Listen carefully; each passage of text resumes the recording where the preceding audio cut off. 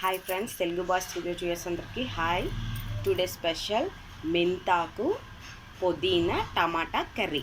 Okay, మెంతి ఆకు, మెంతి పుదీనా టమాటా కర్రీ. ఇది పుదీనా అండ్ మెంతాకు, ఆనియన్స్ పచ్చిమిర్చి పోపులు వేసుకొని ఆనియన్స్ అవి బాగా వేయించుకుంటున్నాను. వేయించుకున్న తర్వాత అల్లం వెల్లుల్లి కూడా చెరగొట్టి వేసుకున్నాను.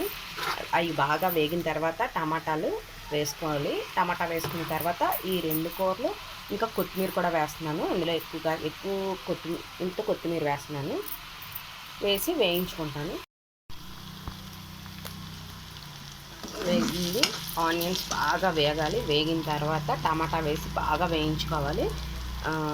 పుదీనా, మెంతి కూర, కొత్తిమీర, టమాటా బాగా వేగిన తర్వాత ఇందులో ఆల్రెడీ అల్లం వెల్లుల్లి కసాబసాగా చెదగొట్టి వేసేసాను.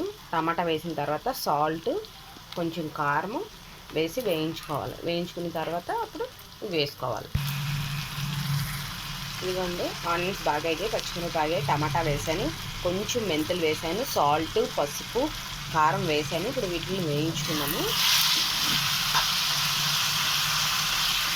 కొత్తిమీర కూడా వేస్తున్నాను ఎక్కువగాన, ఎందుకంటే 3 లీఫ్ కర్రీ అంటే 3 లీఫ్ అంటే ఎలాగా కొత్తిమీర ఎలాగా కర్రీలో వేసుకుంటాం కదా, దానికి ప్రత్యేకత ఏముంది అని అనుకోవచ్చు. అందుగురించి అని నేను 3 లీఫ్ కర్రీ అనలేదు, కొత్తిమీర ఎలాగే వేస్తున్నాను ఇందులోని. అందుకే మెంతి పుదీనా కర్రీ అని పెట్టాను. టమాటా 3 కలిపి కాంబినేషన్ అని. కొత్తిమీర యాజిటీజ్గా ఎలాగే వేసుకుంటాము.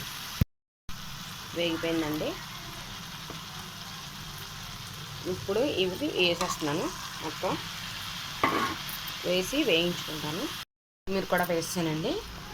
కొత్తిమీర, పుదీనా, మెంతి కూర, టమాటా కర్రీ ఇలా వేసుకోవాలండి. మంచి ఫ్లేవర్ ఆఫ్ వాసన వస్తుంది. చక్కగా దగ్గరికి వేయించుకుంటే చాలా బాగుంటుంది టేస్ట్.